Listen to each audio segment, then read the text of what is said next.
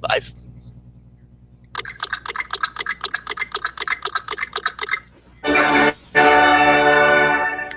Hi, I'm Calvin. And I'm Brad. And we are Welcome. The Gawdy Gabbers. We'll work on that next week. Gawdy Gabbers. Yep. So tonight, Calvin, I'm broadcasting from Purveyor Health in Chippewa Falls. I'm on 1433 Lindale, Eau Claire, Wisconsin. I think we're both in places where we won't be for much longer. Me, because I don't work here. Probably it's going to change up. And this is Sunday, March 20th, 2016. And this is our first recorded actual podcast, not just playing with all the sound effects. Inaugural, yeah. Though that was fun to put hats on each other. Yeah, that was an interesting time to figure it out. What do we got for this week? It's been a busy couple of weeks. Been a busy bunch of weeks for sure. I know I was at a few conferences. I got to go down to Green Lake and learned all about some leadership stuff, which was pretty cool. And then I went to my first National Farmers Union Convention over in Minneapolis. So maybe we should tell our viewers what our for this podcast is, what we want to communicate to them, and why we're doing this. We don't even know what that is, though. It's the problem with that right now. But if we talk about it, we might figure it out as we're going. So who do you think our audience is? Who's going to want to watch this besides you, me, and Mom when she needs a laugh? Other family members could certainly, and I think as we focus in and hone in on what we are going to talk about, a certain topic, we might have an audience who has a similar interest with us. Okay, so you think that maybe Farmers Union people are going to want to tune in? I don't know, post it on Facebook, see who joins. Jeez. I might wait a little bit before I start posting these on video on Facebook or anything. Yeah, and after I said my address and everything, so people can come and stalk me. Yeah, right. Totally. You can edit this though, right? A little bit. That takes work. Well, you would want to do that. All right, so that tells you who's going to be watching. Yep, not many people. No, pretty much you and me. But it gives us a chance to talk. Yeah. Can you tip up your screen so that you're in the frame? Cool, That's thanks. like I'm looking down all the time, though. It's like all you see is my eyelids. Oh, can you lower your chair? I mean, I can do like this, but I'm still looking down all the time. Yeah, but like my chair's low enough with my Mac where I'm looking forward at the Let me see if this chair lowers. There, that's as low as this chair gets. Is that any better? I mean, it just looks like when I look at myself down here. Maybe I can kind of move this up. Here's our new segment. Brad figures out mechanics.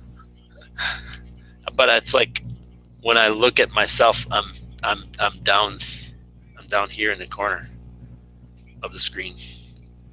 So every time I look at myself, are you down in the corner there too? So if I look, depends on who's talking. So I'd rather have me up here in the screen. But they won't let me. That'll work. They won't let me move me. You can readjust the size of the window and put it more up towards the top of your screen. I can do that. So there, I kind of shrunk you down, put it up top. Yeah. I'd probably scoot it over that way a little bit more. There. That's probably going to be better. Maybe. I still don't have very big eyes, though. There, now I can see something. As long as I look really... Does that look normal? Am I looking normal? Does it look normal? I feel like I got my eyes, wired open. Well, as far as you're normal... Don't blink. Sure. Great. Let's just keep this up. That doesn't look normal. Don't do that.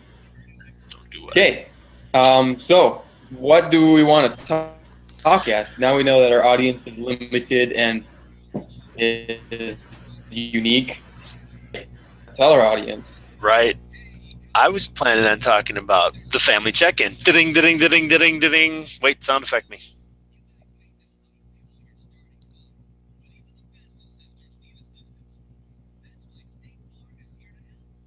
I'm still waiting. The family check-in. Sound effect? I got nothing. We'll just make something up then. Oh, you wanted me to? Yeah. I thought you were gonna play one.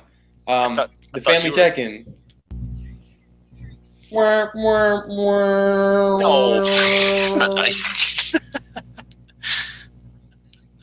How do I launch that? Where's that app at again? How do I launch the sound effects app? Google Effects. Then it's on the right, and then you tap, tap, tap. I don't think I have Google Effects. I have Chat, Showcase, Q&A. Oh, Google Effects. That's an effect, huh? Not the control room. You're in the control room.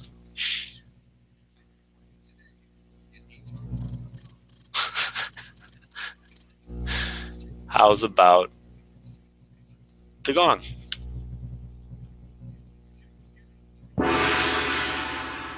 The family check-in. Yeah? Go. Today, Yeah. I took Sarah and we went to the Torpedo restaurant in Thorpe, Wisconsin. Did you know? Yeah, I like that name. That seems kind of clever. Is the sixth image for the restaurant like maybe look like Like a torpedo? You can see it, can't you? because that did an image. That is the way that they do this, indeed. So the torpedo looks like... Oh, what? I think while I'm searching, everything's going to go crazy. Wow, don't look at images for torpedo because there's lots of swimmers. We just want the restaurant, guys. Torpedo, Thorpe, Wisconsin. Yep. Oh, that's the other clever part of the naming scheme for our audience. Torpedo is in Thorpe. Mm-hmm. All right. I guess So screen share it for us so we can see it. I'm going to do it right now. I think. Awesome. Just, bear with me. I'm on this video call. There you are. Screen share. Hold up. Where's that screen share thing? Screen share. Share this one. Start screen share. Like to control this computer. Do I got to do that? Grant this application security located in system and preferences. I have to change. I'm looking at Everpure. Oh yeah, you can see that. I don't know why that's there. Oh, that's actually there. Oh, that one. That's as clear as sight. Yeah. How do I get to the other web page? Because that's just one web page. Bring it to where that web page is. I don't know where that web page is. Speakers. It's in another window. That one.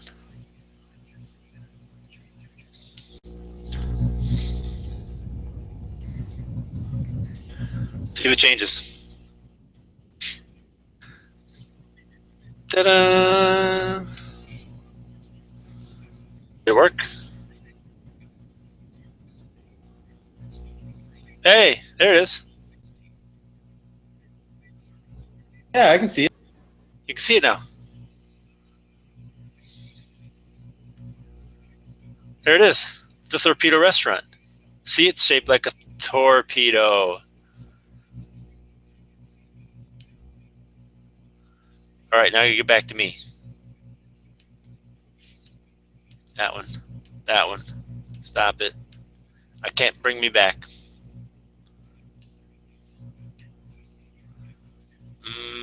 Screen share. Hey. Am I back?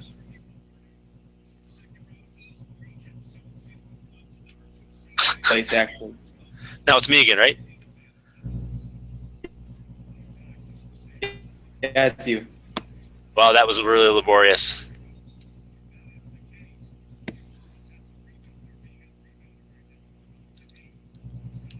German sausage there? What?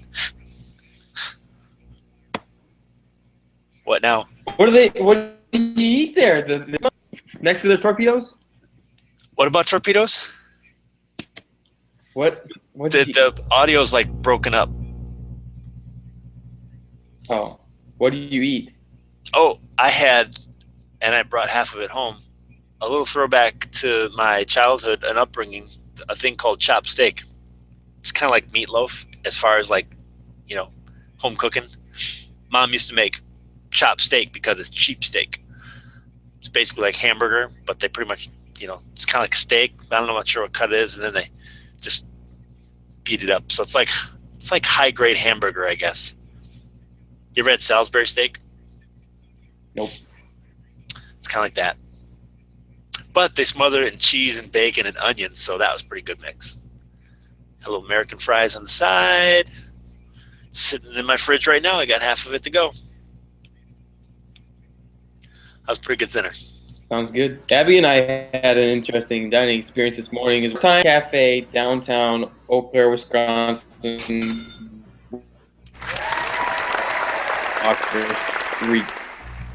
You're welcome. So what did you eat? Yes. So what did you eat at the Nucleus? I don't remember that.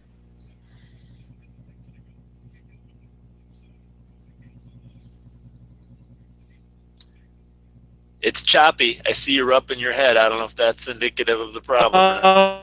Oh no, it's glitching out. Big time.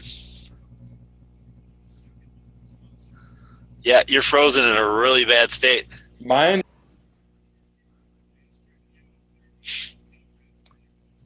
Oh, I think you're back. Yep, I'm back. Perfect. What, did I have too much stuff going on? I don't remember what the stuff was called.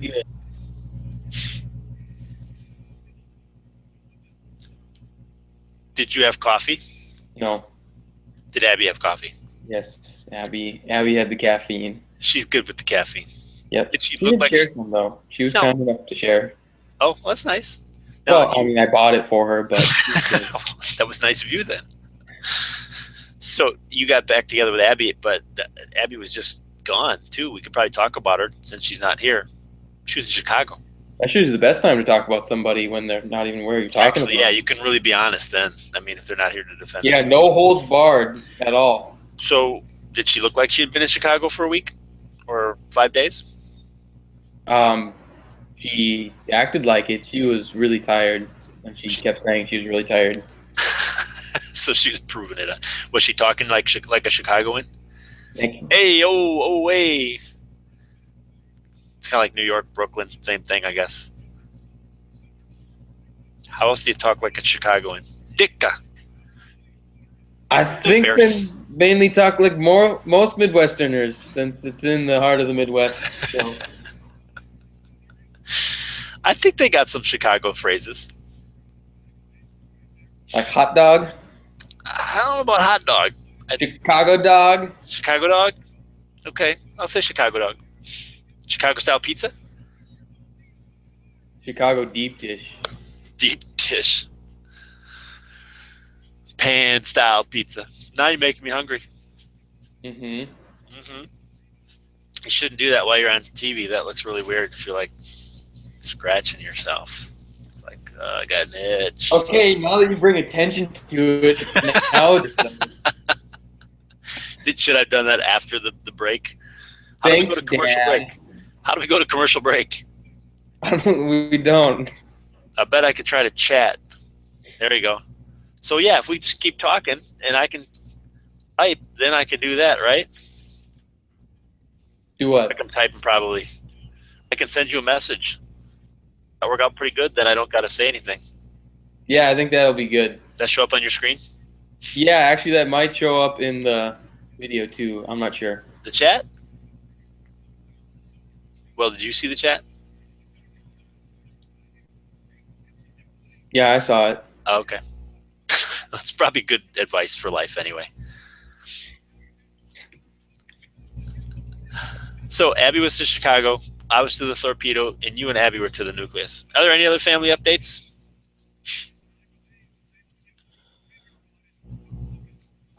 Sarah, Yes. the eldest sibling, Yes.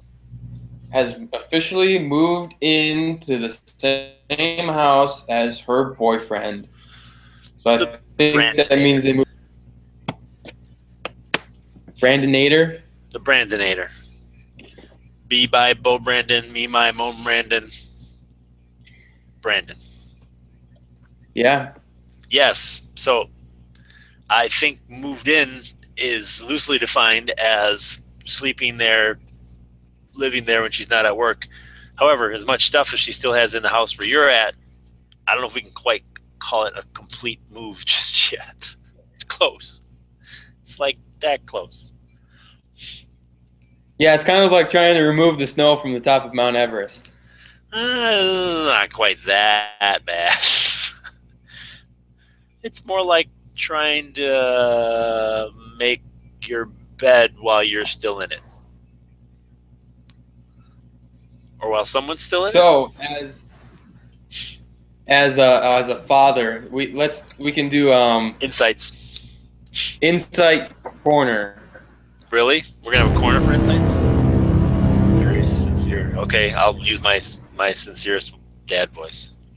This is serious. How do you feel when you see your eldest daughter leave the nest and move in with her boyfriend? Well, Calvin, as a father, when I see my eldest daughter, that being Sarah, moving in with anybody, it gives me pause for the person she's moving in with, because Sarah lived with me for a long time. So I'm like, I know Sarah, I know her stuff, I know her business, but how's everybody else going to put up with her and her business, you know? So it leaves me optimistic. Whether it was a boyfriend or a roommate or whatever, you always hope it works out. But in this case, you know, there's a little more weight to it. So I guess for me, in this situation, it feels like it's more a matter of the relationship that I want to work out. You know, just because if she wants it to work out, I want to help her work it out.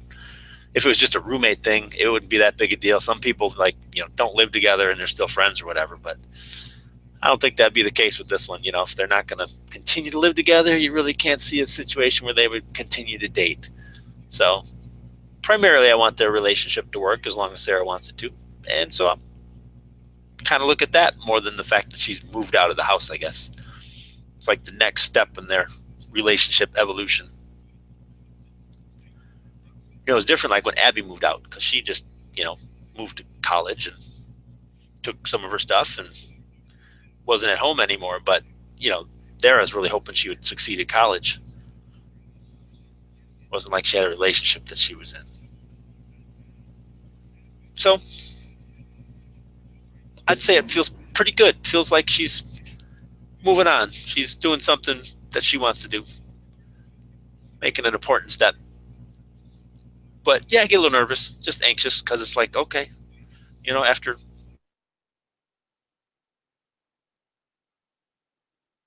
learn where to fight, where not to fight, what to push on, what to not push on, when to ask, what to ask, stuff like that. You know, when you live with somebody, you got to figure that stuff out. Well, Brandon doesn't have 23 years to go on, so he's going to be like, what the? And he'll just have to deal with that. All right, good summary. You feel free to edit it later down to like 30 seconds of useful information, maybe 20. I really don't think I'm going to be doing a lot of editing. No, you're not? All right. So we got to be spot on. Yeah. Calvin, how do you feel about your sister moving out? Oh, I was going to move on. But, well, I feel like let's ask a more pointed question so that it's not just a generic response. Yeah. your sister, Sarah, because Abby already moved out, has, at age 23, moved into a house of her own, per se. I mean, somebody else was living there before, but she's taking on payments and doing everything else like that. Do you feel like she will be successful living in her house on her own, given that she's, making the bills and making payments and having to take care of the place and all that kind of stuff? Or do you think that she will be challenged living on her own like this? Or, in a relationship, but living outside of our house? One, what's successful? Now that I'm asking you, I'm starting that as a conversation. I am listening. I think success is where you're happy and you're motivated and you're productive. That's a simple definition. If we want to talk about happiness, we can do a whole podcast about it.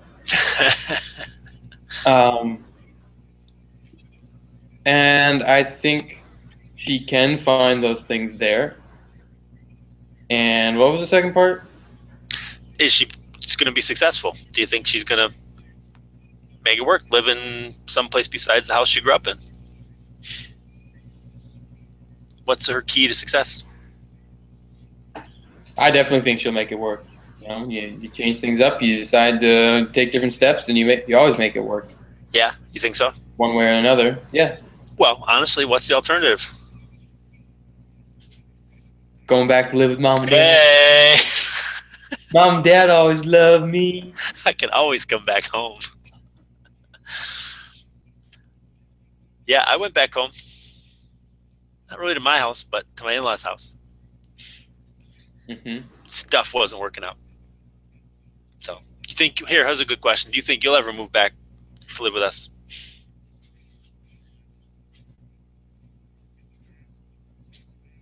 No. Never? Nope. All right. In recording right now. It's there. It's locked. All right. We could ask the same question about Abby, but I think we both know the answer to that one. Yep. So, all right, you're moving on. Let's try something that I will call "What's the Difference?" We had a little shopping experience the other night, and we had to try to figure out what's the difference between paint thinner and mineral spirits. All right. And what did you find out? Because I was just, smelling them, trying to see if they smelled differently. That didn't work out very well, by the way, but.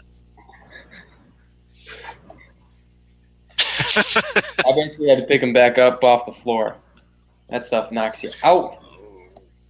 What did it taste like? What was the difference in taste? Didn't taste them. Oh, isn't that the next step? Use your senses. Sight, smell, taste. Yep. Nope.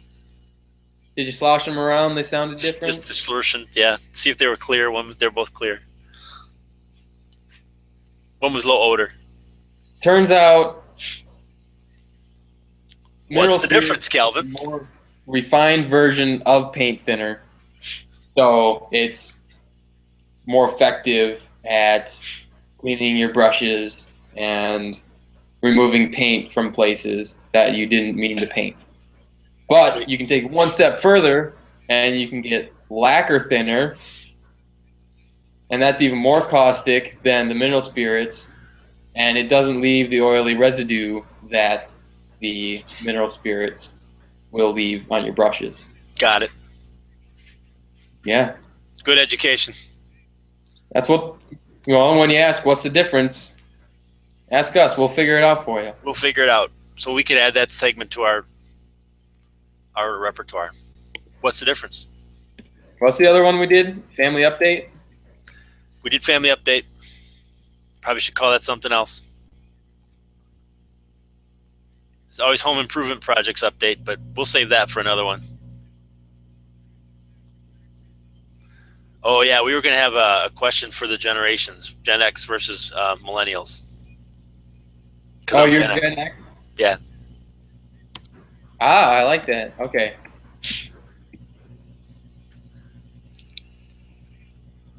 And then the other thing I thought we could talk about was, did you bike there? Well, though, with Gen X and millennials, I don't think that's a very good name. No. Because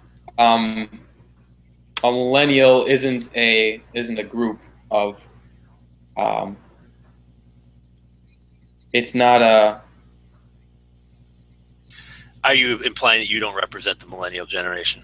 It's no. That's what I'm saying. Millennials aren't a generation. They're just millennials. All right, That's a misconception.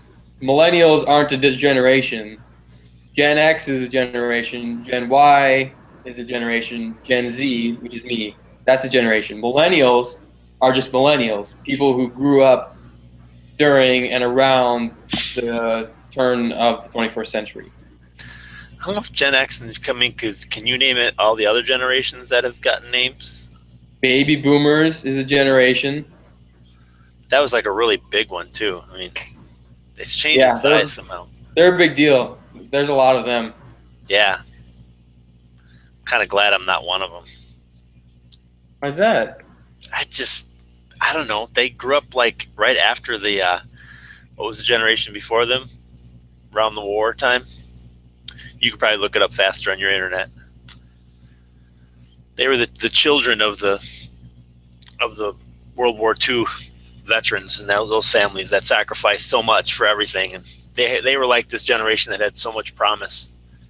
And they all grew up planning to be better, do better, and they ended up being the people that like ruined the stock market and caused the mortgage crash and got all self-centered and whatever. They just tanked it, in my opinion. What was their generation before them? I am almost there. All right. Once the PDF load. All right. This will be interesting. Let's check this out.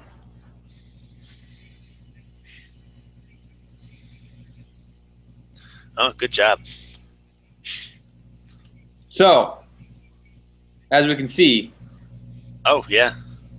Greatest generation. So there's nothing before World War II in this list, and it might be from Britain because of the big old British flag. Flag, good choice. All right. So there's the greatest generation, is what they said. Experienced World War II as an adult or as a child. Baby boomers, first modern counterculture. Gen X, Gen Y, and Gen Z. You have rise of the information age. What are they going to go with after, that MTV generation? Boomerangs. I remember people saying that. Kids of the baby boomers. They were boomerangs. That's you. Yeah. Well. Oh, wait. No, not quite. I'm more the MTV generation, I think. Or actually a baby buster, because I was born in 71, so. Oh, cutie little buster. So, what's a question that you want to hear from the Gen X versus Gen Z? So I don't want to say versus. That's got I don't want to pit the two against each other. It's a perspective. Yeah, the perspective. What's the question you want to get the perspective of a Gen X person? Are automatic driving cars a good idea? Go. Automatic driving cars are. Well, I'm going to get myself back onto the screen here so you can actually see me. Good luck. It took me a while. Hey, that wasn't so bad. Yeah, so automatic driving cars are, in my opinion, kind of like a stopgap between manual cars and self-driving cars. And I think that they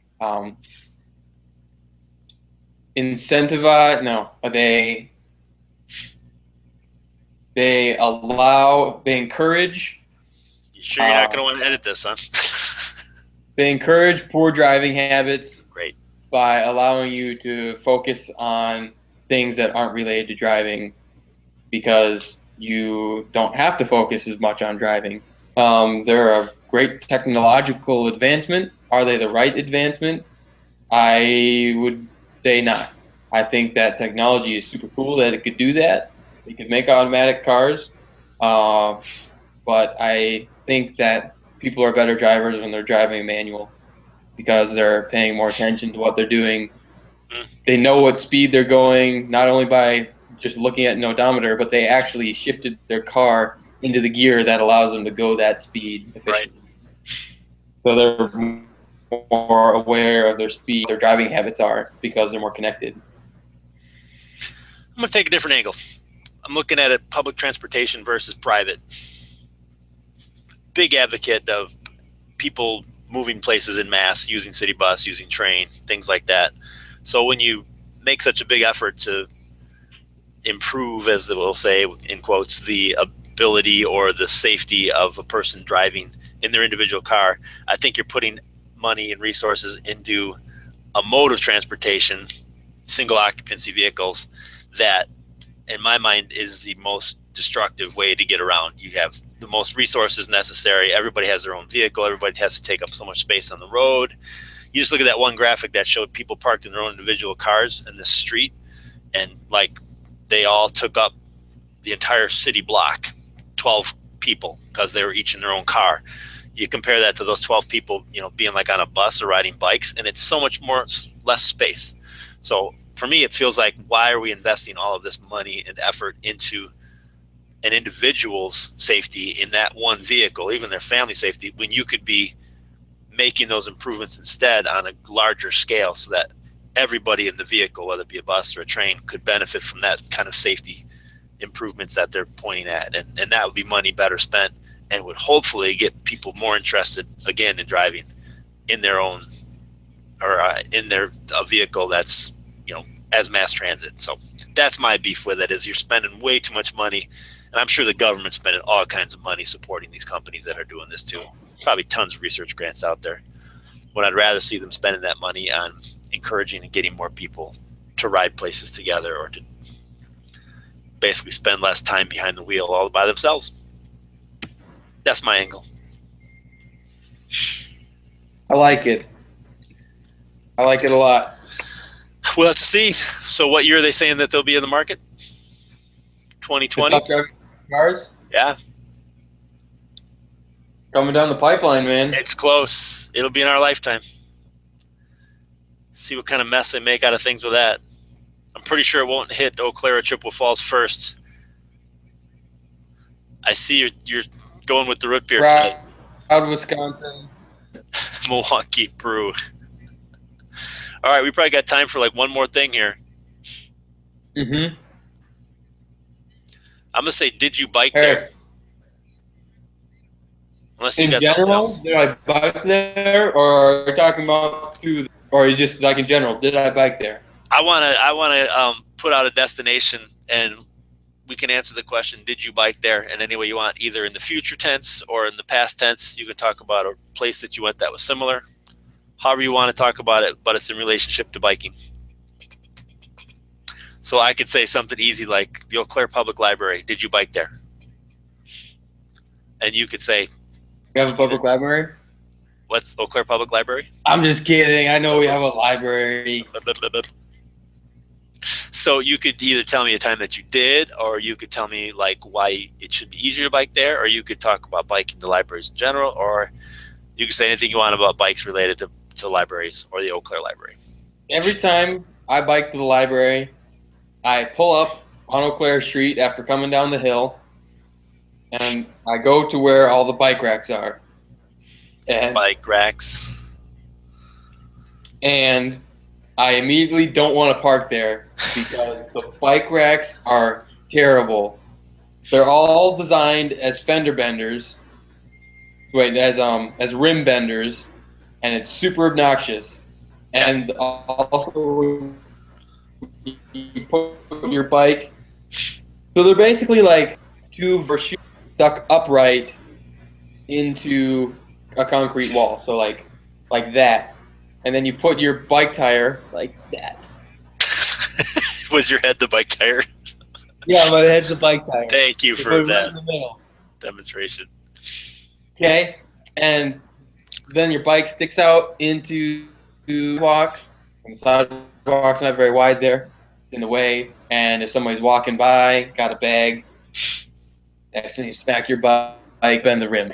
I hope that in the future they can install better bike racks, but those bike racks are very space efficient. They're all lined up along the wall there. But I think they could easily implement upside down U racks into the car and park bikes on both sides of the U racks. Right. Or the upside down U's. Inverted U. Yeah. Okay, now you can ask me about a place. Did you bike there? Real, made up, whether I actually did or didn't or would someday. Doesn't matter. Any place. So, carry out pizza. Did you bike there?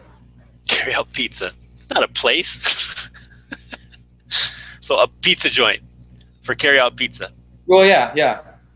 One of the most difficult things about biking places was getting your food back home when you were done eating, if you had leftovers or if you were ordering carry out. And so I always will remember the creative way that we would travel. And I hope someday to be able to do it again when you would show up places with your own takeout container, because the clamshell styrofoam container does not travel well in a pannier. That's all I'm going to say. There's just don't even try it. No matter how much you try to wedge it in someplace, put something heavy on top of it, you will never arrive home with your food still in the clamshell container if you put it in a pannier and then bike. What, you don't want your pannier to smell like your dinner for the next 2 weeks? Or look like your dinner or taste like your dinner. So we got smart, and rather than abandoning going out to eat or making sure that you ate absolutely everything on your plate, we would actually start to bring our own containers for carry out. And that was some of the best looks on people's faces when you would like start putting your food into a jar or something like that was sealed, or a Rubbermaid container or something, because you wanted to carry it home in a way that was still intact once you got there.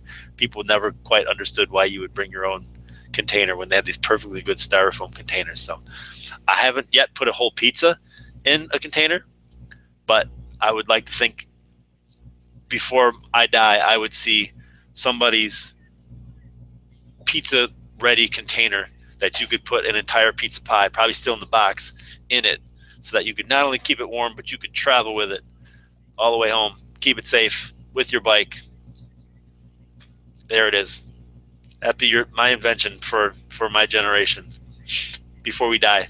A better way to transport pizza by bike. I think there's a big in your There's a what? There's a big environment, your own positive environmental impact for bringing versus. And I'm really surprised that it's such a weird look. Like, why did he bring his own containers? Yeah. Is he like stealing? Why isn't that more socially? I think that makes a lot of sense rather than using styrofoam that's going to be thrown away. Out. Hey, something like you can bring home.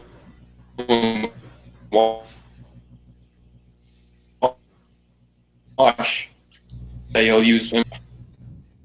All right, so that was. We talked about the Eau Claire Public Library, and we talked about delivery pizza, and more importantly, carry out pizza food on a bicycle in your own container. All right, so way to go, Henderson. Should we keep that segment? Did you bike there? I like that one. All right. Yeah, I think it's pretty wide open. How about audience? What do you think? How about audience? How about the two of you who may be listening 10 years from now? What do you think? And leave a comment in the YouTube comments down below. You want to hear? Is this really on YouTube? Are you serious? This is on YouTube? Or yeah. YouTube? This is live streaming to YouTube right now. Oh my gosh. All right. That'll be one of our future Gen X millennial question. Should you be allowed to stream this kind of crap on YouTube? I think we'll get more focused as we're. Well, let's wrap up. All right, let's do that. So, I thought you had an idea for wrapping up. You were really on it. You're like, let's wrap up. So what? Wrapping up, wrapping up, Calvin. beat. Here, I'll lay down the beats, and you come up with the ready? And here we go. All right. There it is. Our first podcast is now all wrapped up. I had a good time. Didn't spit in my cup. Calvin has a fuzzy-ass beard. Hoping someday it stops looking weird. We gotta go now because we took too much bandwidth. Julie, my wife, says we gotta get out here. That's all I got. I got beard and weird. That was pretty good. Like 30 seconds. Nice. All right, good. There we go. So we're out? Yeah. So tune in next time. All right. 2 weeks. Tune in 2 weeks to the Gawdy Gabbers and hear all about what's the difference. Family update. But we'll come up with a better name next time. Right on. Gen X and Gen Z perspective and